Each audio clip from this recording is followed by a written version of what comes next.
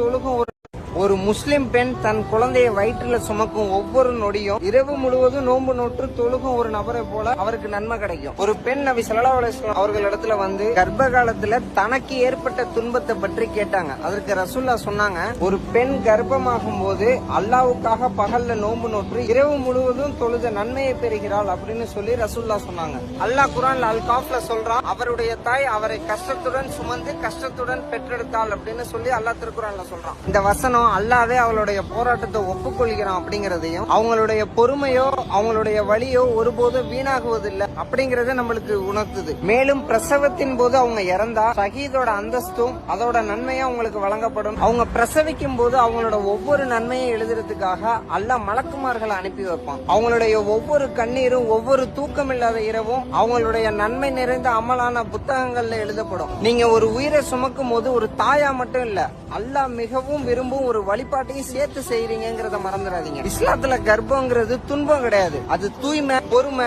அப்புறம்